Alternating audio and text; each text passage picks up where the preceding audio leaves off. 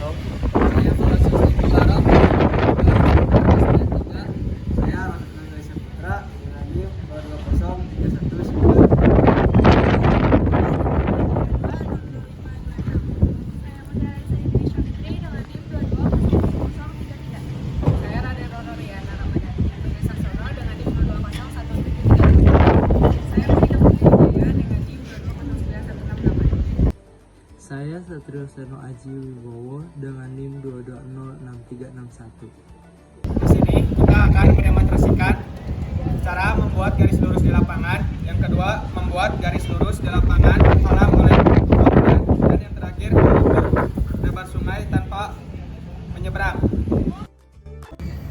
Membuat garis lurus di lapangan. Tahap pertama, membuat titik lurus di lapangan dengan patok titik A sampai B. Yang kedua, jalon 1 dan 2 dipindahkan ke garis A sampai B menggunakan meteran.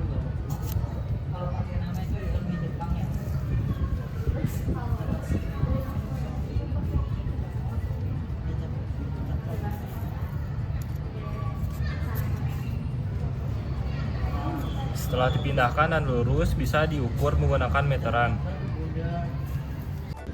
Yang kedua ada membuat garis lurus di lapangan terhalang bangunan menggunakan cara pertama. Yang pertama itu membuat titik C di antara titik A dan juga titik B. Lalu membuat garis tengah antara AC yang dinamakan A aksen, lalu CB yang dinamakan B aksen. Lalu menarik garis lurus dari A aksen hingga B aksen. Selanjutnya, membuat siku dari titik C ke garis tengah antara A aksen juga B aksen yang dinamakan C aksen. Lalu, membuat garis A double aksen dengan ukuran yang sama dengan C hingga C aksen. Setelah lurus, diberikan patok antara A dan A double aksen.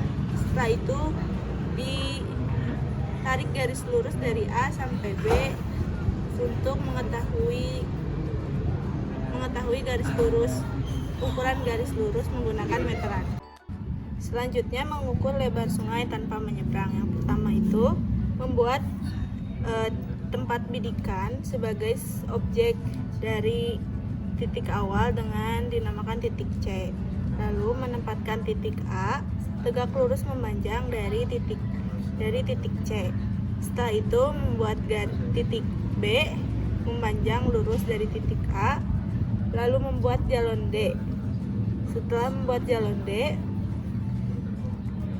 membuat jalon X menyilang antara titik C hingga titik D.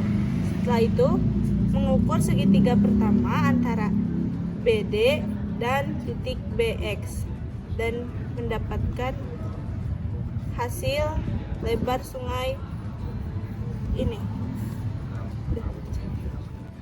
Perbandingan segitiga dalam kasus 4 ini adalah 5/8,5 dengan 5 dari titik B ke titik D, 8,5 dari titik B ke titik X sama dengan X atau AC per 9,5 dari titik A hingga titik X, sehingga X sama dengan 5 kali 9,5 per 8,5 yang menghasilkan 5,6 dan dibulatkan menjadi 6, sehingga lebar sungai antara C dan A itu hasilnya 6 meter.